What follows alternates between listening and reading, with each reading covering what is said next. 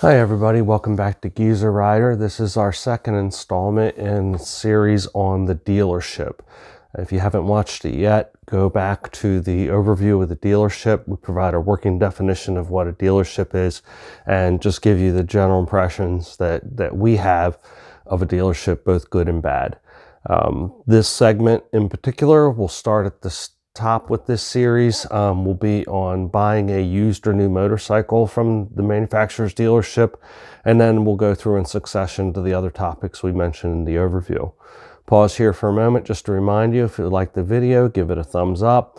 If there's something that you'd like to see coming up in the future, or you have comments, leave a comment. And by all means, if you'd like to see more content from this channel, please hit subscribe. So let's dive right into it. Why would you want to buy a new motorcycle from a dealership? First and foremost is kind of the obvious. Sometimes that's the only place, that's where a new motorcycle, truly new motorcycle, is available, is from the manufacturer's dealership. They either have exclusive agreements, that's the only place they can be sold, or just by your general locale, that brand is only sold at the dealership.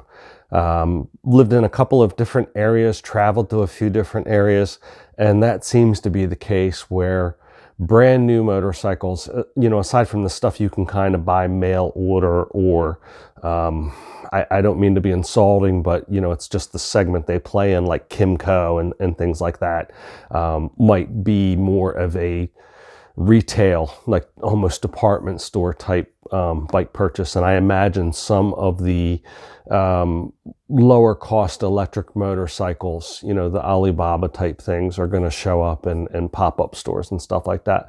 But we're talking about is traditional petroleum based motorcycles for the moment. Don't have anything against electric motorcycles. Would love to ride a live wire despite the press. I think they'll work through it and it'll be okay.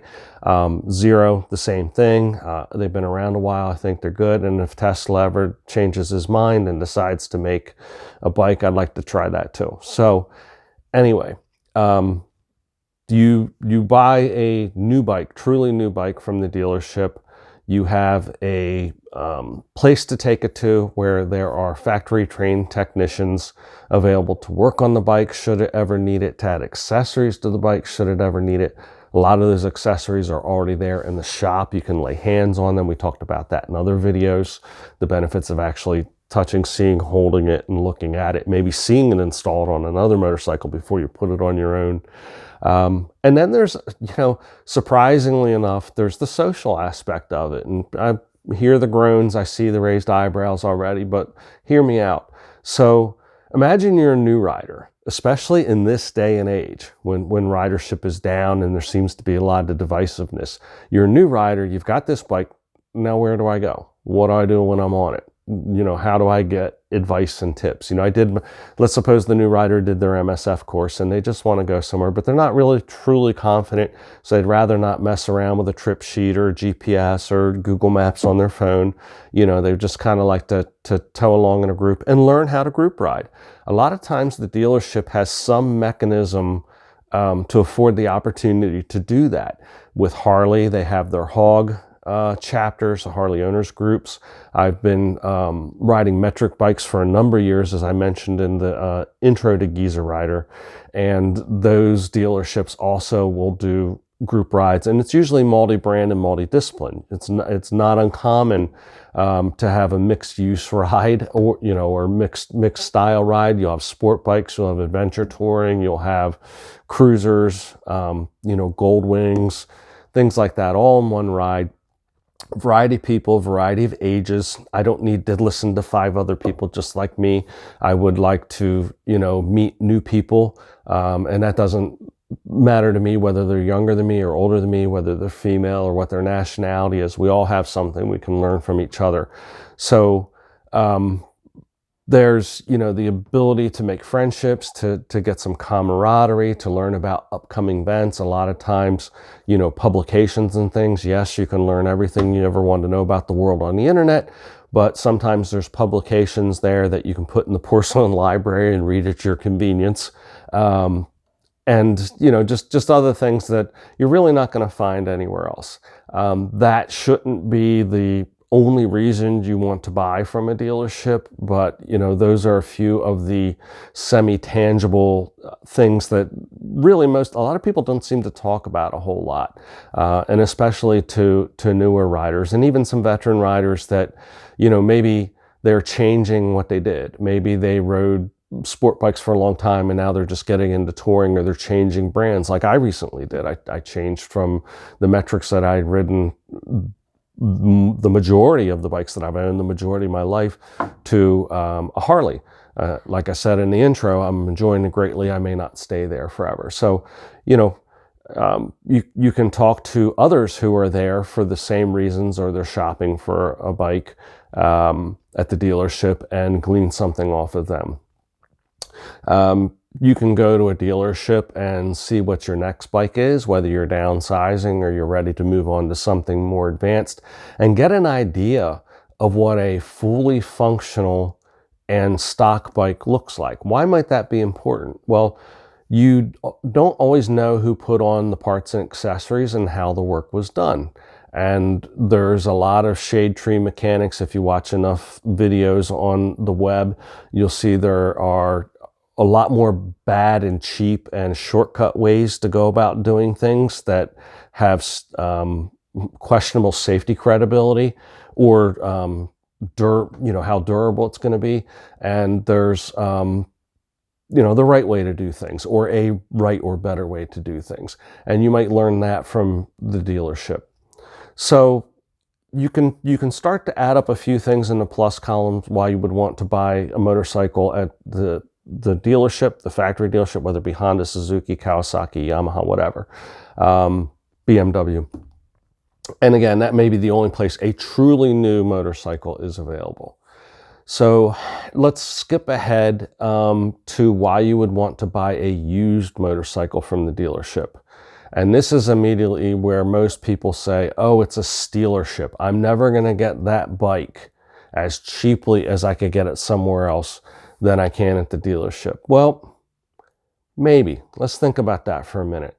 So if I buy a bike online, or I go to a place that's selling used bikes of multiple brands, they just happen to have what I want, and they don't do a full safety inspection, and they don't replace the things that are in need of repair, or even if I go private party, is that necessarily still cheaper than the bike I buy from the dealership?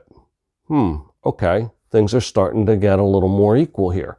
And even if the tech at the dealership isn't fully versed or factory trained in the brand, something they took in trade, some things are universal. Are the brake pads good?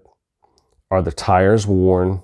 Is the oil black? Things like that. They're going to go over the bike because they're going to offer a warranty on it, right? If you go any place, you're going to get at least a 30-day warranty. You don't want a taillight warranty. Taillight it's under warranty until they can't see your taillight in the distance anymore. And you're going to find a lot of that, what we call the light bulb lots. We've all seen the pop-up used car, sales lot that, disappears after 60 days. You don't want to buy from a place like that. So there's some expertise there that's going over the bike before you buy it. Their reputation is at stake. They are not going to put junk on their sales floor because that's valuable real estate. That's where a better bike or a new bike could sit. And yes, there's a minimum profit margin they have to get out of that. We talked about that in the overview of the dealership. They have to pay their bills, they have to make a living. See that video for details on that.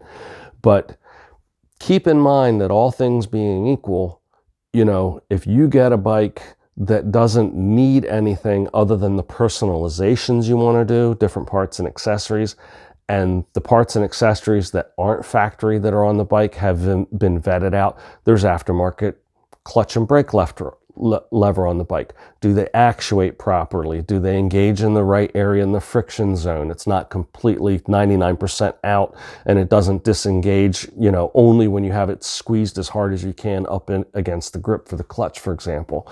These are all things that the dealership's techs are going to go over for you. They often have the ability to offer a real extended warranty. A lot of these places that sell used bikes have some kind of warranty, but only if you bring it back to their shop, that kind of thing. The manufacturer's dealership, if you're buying that brand, generally can offer you some kind of warranty that offers it their dealers. So let's just say for a moment you bought something where there's not a huge dealer network here in the United States. They're spaced out few and far between. We'll use BMW for an example.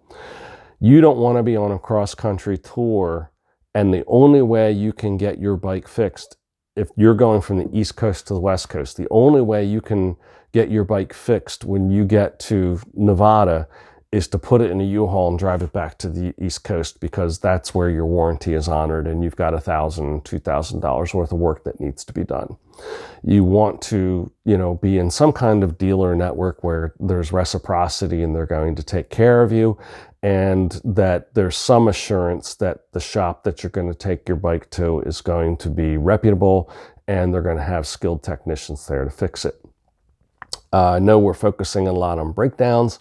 That really doesn't happen that often with a well-maintained bike where parts and accessories are installed correctly these days, if it's a modern bike. But it's something to keep in mind. We're exploring all the avenues here. So that's one reason you might buy a used bike from the dealership versus other places. And all the other things we talked about when you go to buy a new bike still hold true. And we talked in the overview of the dealership about the salesperson, right? Some people, I know there's piranhas out there. They're like a leech. You can't get them off you. But again, there's somebody learning about you, what your likes are, what your dislikes are, where you're at now, and where you think at the moment you're headed in the future. And also, they're going to tell you about themselves and about the dealership. So as you move forward through this bike, either personalizing it or getting ready to move to your next bike, you have somebody you can go to and say, hey, I think I'm ready for whatever. I want to downsize to a standard. I don't want a big bike anymore. I moved to a smaller place. It's a storage issue. Or I have had a life event where I'm not comfortable on a big motorcycle anymore and I want to move down to something else. Let me know when you come across a good deal on a standard. This is what I'm looking for. Yes, you can go online, you can comb eBay, you can comb the internet, you can comb the for sale ads, and you can go around to a bunch of other little, dealerships. But it's handy to have somebody looking out for you because they know it's coming in on trade, right? And we talked about the vetting process they're using on trades. And we're going to talk about other places to buy motorcycles, both pro and con, in another segment, but not in this dealership segment for the moment. Lots of times also when you buy, we talked about offsetting costs. Even though you bought a used bike, you buy it from the manufacturer's dealership, they'll offer you a discount on parts and accessories.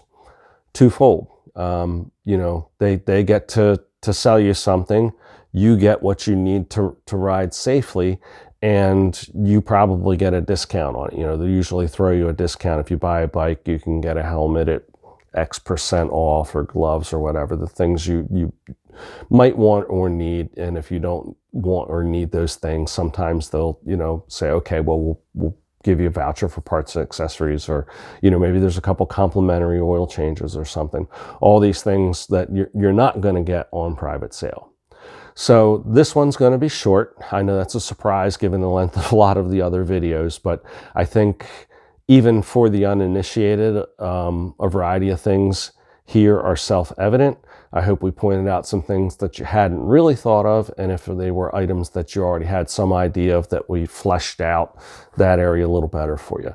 Again, if you want to hear more about any particular subject, just leave a comment. We'll try and get to that in the next video.